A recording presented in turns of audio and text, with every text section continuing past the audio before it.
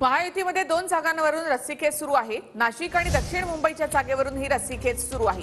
नाशिकची जागा शिंदे गटाला दिल्यास ठाण्याची जागा भाजपला द्या। भाजप पदाधिकाऱ्यांनी वरिष्ठांकडे ही मागणी केली, तर दक्षिण मुंबईतील जागा शिवसेनेकडे ठेवण्याची शिंदेंकडे मागणी करण्यात आली आहे। ऑफकोर्स यशवंत जाधवांनी 43 वर्ष सेनेमध्ये काम केलेलं आहे।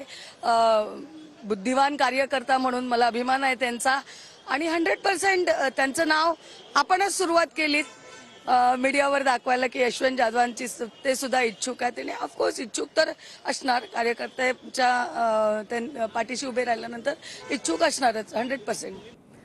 नाशिकच्या जागेवर आमचा दावा कायम आहे असं छगन भुजबळ यांनी म्हटलं आहे। नाशिकच्या जागेसाठी आमच्याकडे अनेक उमेदवार आहेत असं भुजबळ म्हणाले। नाशिकच्या जागेचा लवकरात लवकर निर्णय झाला पाहिजे असंही भुजबळांनी म्हटलंय। तर नाशिकची जागा विद्यमान खासदाराची असं शिंदे म्हणाले असं हेमंत गोडसेंनी म्हटलंय। आज हेमंत गोडसेंनी मुख्यमंत्र्यांची देखील भेट घेतली।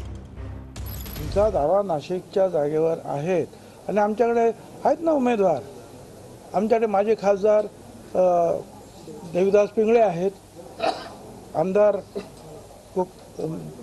माणिकराव कोकाटे आहेत, नंतर ते आरिंगळे महाराज ते आहेत, महिला पाहिजे महिलांसुद्धा आमच्याकडे आहेत, बलकवडे मॅडम आहेत, इथे आहेत, या इकडे एवढ्या सगळ्या उभ्या राहिलेल्या आहेत। फक्त लवकर निर्णय घेण्याची आवश्यकता आहे, कारण समोरच्या जे आहे विरोधकांचे उमेदवार जे आहेत वाजे साहेब यांचं एक फेरी तर पूर्ण झाली, 1 महिना झाला। मला असं वाटतं का अधिकृत घोषणा 1-2 दिवसामध्ये त्या ठिकाणी होणार आहे आणि शिवसेनेचे मुख्य नेते आणि राज्याचे मुख्यमंत्री शिंदे साहेबांनी या ठिकाणी आश्वासित केलं की नाशिकची जागा ही आपल्या विद्यमान शिवसेना लोकप्रतिनिधीची आहे आणि म्हणून त्यामुळं ही जागा आपण जरी ठाणे नाशिकचा जरी काही तिढा असला परंतु ही जागा शिवसेनेलाच आपण सोडू आणि म्हणून आपण सर्वांनी एकत्रितरित्या कामाला प्रचाराची सुरुवात या ठिकाणी करावी अशा प्रकारची आश्वासन त्या ठिकाणी